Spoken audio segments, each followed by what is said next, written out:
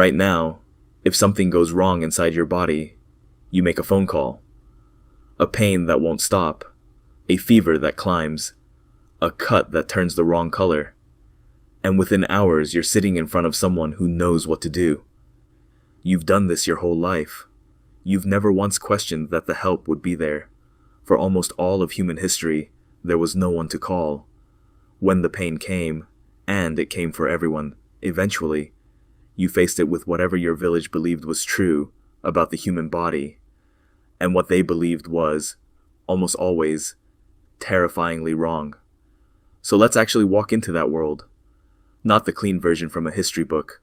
The real one, with the sounds and the blood in it. Because what people did before modern medicine wasn't just primitive. Sometimes it was worse than the disease itself. Start with the single most common medical treatment in the Western world for nearly 2,000 years. Not surgery, not medicine as we'd recognize it. Bloodletting. The idea sounds insane to us now, but it had an internal logic. For centuries, physicians believed the body was governed by four fluids, the humors, and that almost every illness came from having too much of one of them, usually blood. The cure followed naturally from the theory. If sickness meant too much blood, you removed the blood. So they opened a vein, with a small blade called a phleem, or sometimes just a sharpened piece of wood. They cut into the arm or the neck and let the blood run out into a waiting bowl. If you were squeamish, they had an alternative. Leeches, placed directly on the skin to drink the sickness out of you. This wasn't a fringe practice. This was the first thing they tried, for almost everything. Fever, headache, plague. Everyone from peasants to queens submitted to it. And here's the tragedy hidden inside it. A person already weakened by illness, already burning with fever, was then drained of the very blood their body needed to fight. The treatment made them weaker. And when they died, no one blamed the treatment. They blamed the timing, or the will of God. The theory was never the problem. The patient simply hadn't been bled soon enough. Now, who was doing this cutting? Not a doctor as you imagine one. For much of history, the person who bled you was the same person who cut your hair. They were called barber-surgeons. The same hands that trimmed a beard in the morning would pull a rotten tooth at midday and open a vein in the afternoon. The red and white striped pole you still see outside barbershops today is a leftover from exactly this.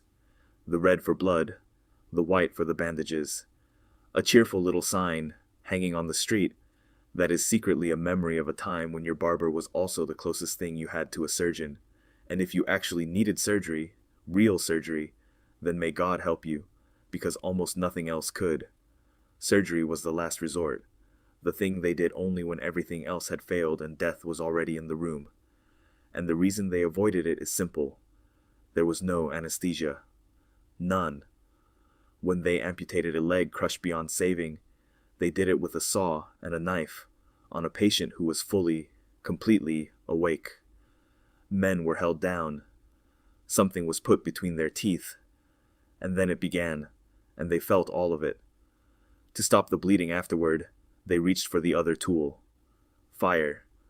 Cauterization. A piece of iron heated until it glowed, then pressed directly onto the open wound to seal it shut. The pain of this is not something most of us can honestly imagine. And even after all of it, the saw, the fire, the screaming, the patient still might die days later from an infection no one could see coming and no one could stop. But of everything they did, one practice stands above the rest for sheer horror.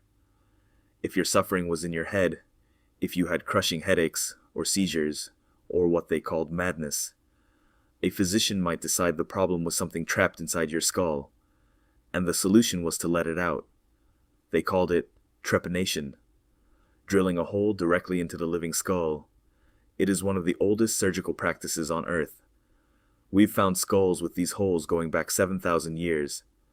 The purpose was to release evil spirits, or to rebalance the body, or simply to relieve a pressure they didn't understand.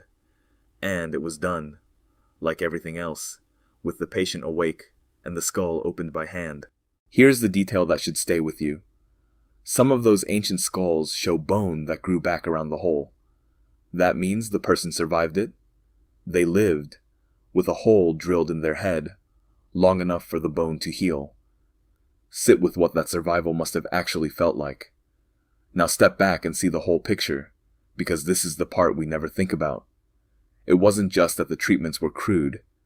It was that the entire framework was built on a guess. They had no idea that germs existed. None.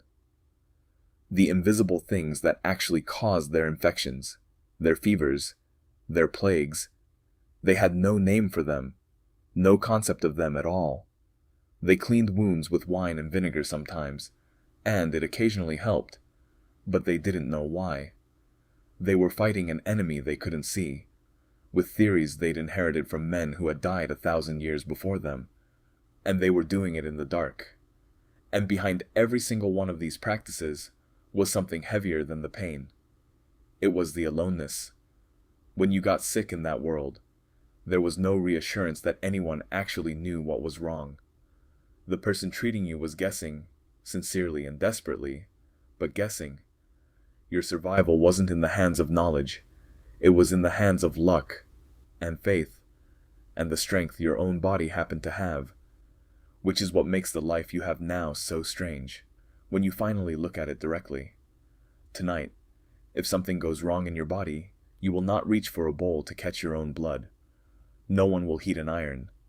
You will pick up a phone, or you will drive somewhere with bright lights, and you will be met by people who actually know, who understand the germs, the anatomy, the chemistry, all of it earned across centuries of people suffering through the darkness so that you would never have to.